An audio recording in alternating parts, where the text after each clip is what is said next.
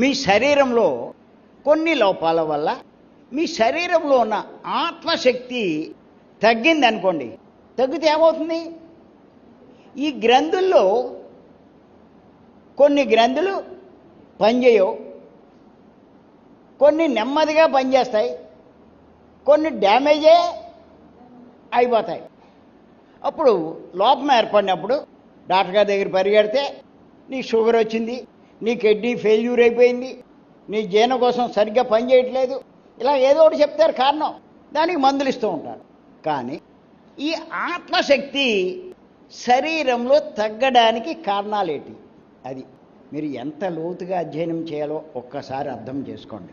లోపం ఏర్పడగానే గబగబా ఏదో మాస్టర్ దగ్గర పరిగెడతారు, అంతేకాని ఆడేం చెప్తే అది గుడ్డిగా నమ్ముతారు. మీకే సరైన జ్ఞానం ఉంటే ఎవరి దగ్గరికి వెళ్ళరు, ఎవడు చెప్పినా మీరు ఏది నమ్మరు, అడ్డమైన వాళ్ళ దగ్గరికి వెళ్ళరు. పాయింట్ అర్థమవుతుంది? అర్థం కావట్లేదు. గుడ్డిగా వెళ్తే వాళ్ళ స్వార్థానికి బలైపోతారు. ఏమోనండి నాకేం అర్థం కావట్లేదు అంటారు.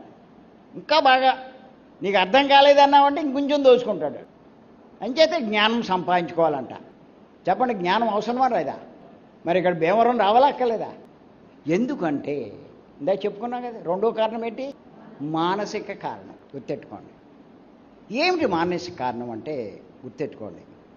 మన శరీరంలో మనం చెప్పుకుంటున్నాం ఎప్పుడు కూడా, మనమంతా మానవులం.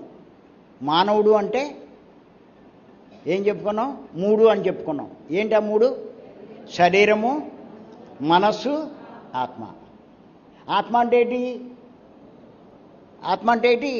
శక్తి. ఆత్మ అంటే ఏంటి? శక్తి. దానిపైన ఏముంది? మనసు ఉంది. దానిపైన ఏముంది? శరీరం ఉంది. గుర్తెట్టుకోండి, రాసుకోండి. శరీరం లోపల మనసు ఉంది, మనసు లోపల ఆత్మ ఉంది. ఆత్మ అంటే శక్తి. మీరు చిన్న వయసులో ఉన్నప్పుడు, చంటప్పుడు ఏమవుతుందంటే ఈ మనసు చాలా శుద్ధంగా ఉంటుంది. మనసు ఏమవుతుంది? చాలా శుద్ధంగా ఉంటుంది. ఎప్పుడు అయితే